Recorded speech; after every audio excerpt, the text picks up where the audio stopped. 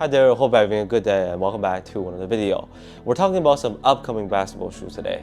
2023 has already been packed with shoes that perform really well, and I think these 5 are the most promising to finish out the year. So if you're still on the hunt for a brand new pair to hoop in and you weren't completely sold on some of the most recent releases, I think these ones might be worth waiting for based on what we've seen so far.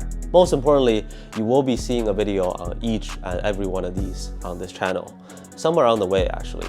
So please consider subscribing if you haven't to stay updated.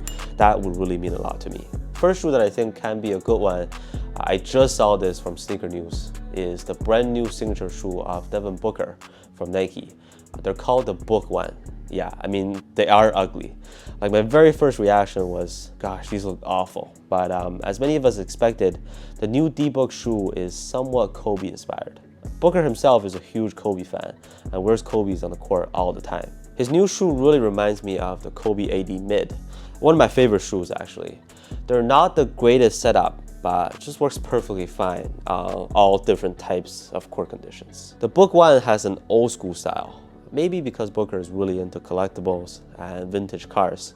A very flat midsole with not much of a curve shape on it. Let's say an elegant black and metallic gold colorway on this sample pair. And it says Book on the tongue. I don't know if that's just going to be his logo now, but we'll see. So very simple and straightforward design, sort of like the Ja 1. I think this version has a translucent also. There is also another new shoe called the Nike Craftsman apparently, which is the orange pair. And that sample might be like a Devin Booker PE. This shoe looks even more like the Kobe AD Mid. Either way, even though I still think it's ugly, I'm guessing that the Book One is a shoe that I will personally enjoy playing in. Because even before we saw anything, we could all have guessed that it's gonna be a Kobe-like low top. Okay, so while we're here, the next thing I wanna talk about is more of like sneaker news. So Nike is relaunching the Kobe brand. This is big time for sure.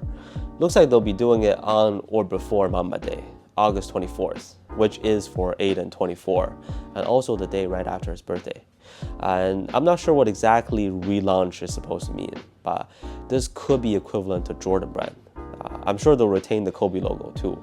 It's very interesting to see which sneakers and how many sneakers they'll bring out on that day.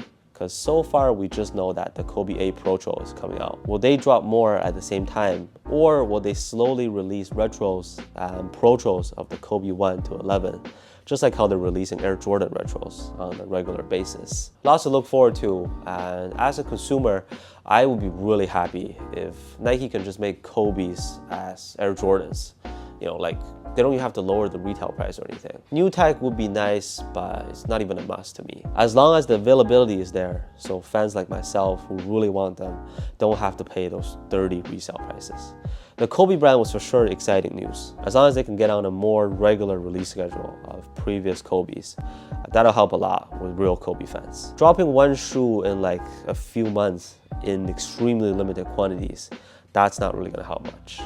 Anyways, one particular shoe coming up very soon that I can almost assume is a great performer is the Jordan Zion 3. I think the K54 event was when the Zion 3 was first introduced. It's just a complete change up from the Zion 1 and 2. They ditched the bulky and chunky look on the Zion 2 and aimed for a low to the ground setup.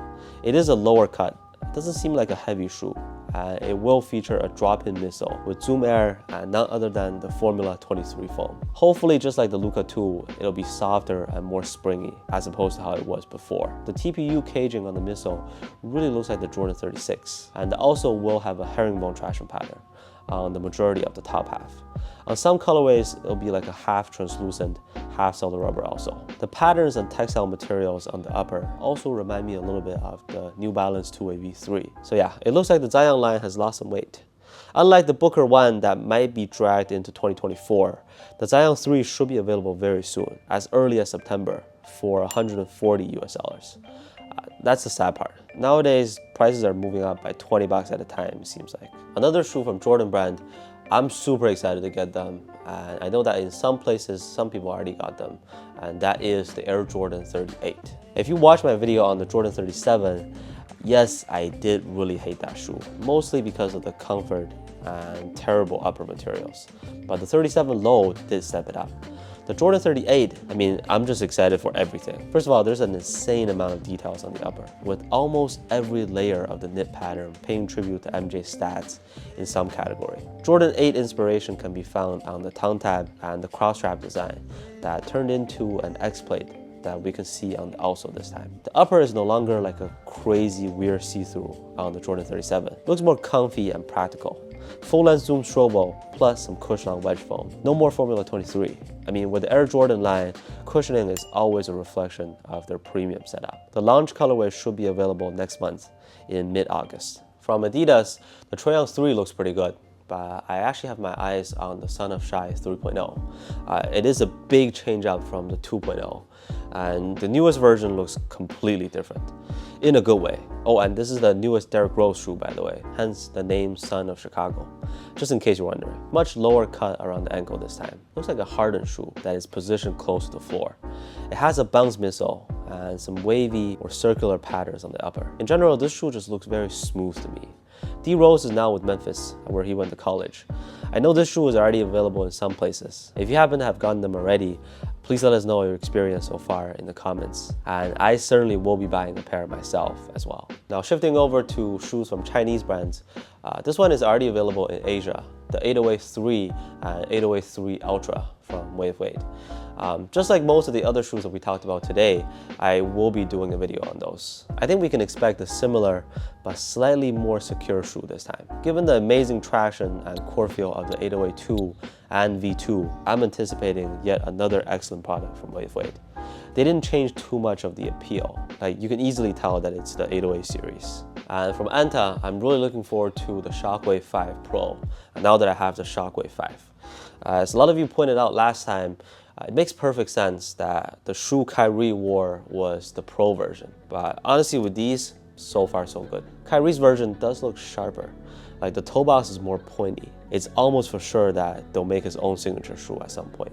Like, there's no reason to believe that the brand would just let him wear their team models or signature shoes of Klay Thompson and Gordon Hayward. So yeah, lots of good shoes coming out from Chinese brands. The All City 11 V2 should be dropping soon too. So that's about it for this video on some of the best upcoming basketball shoes. Yeah, Zion 3 is definitely a big one to me. Jordan 38, Son of Chi 3.0, 808 3, new Kyries and Bookers are all looking pretty good. We should be seeing more info about how the Kobe brand will work soon. It's safe to say that this year will for sure end up getting more good performers. Also, feel free to drop down your thoughts or predictions on any of them in the comments. I'm always happy to discuss and learn more from you guys. Thank you so much for watching. I'll see you on the next one.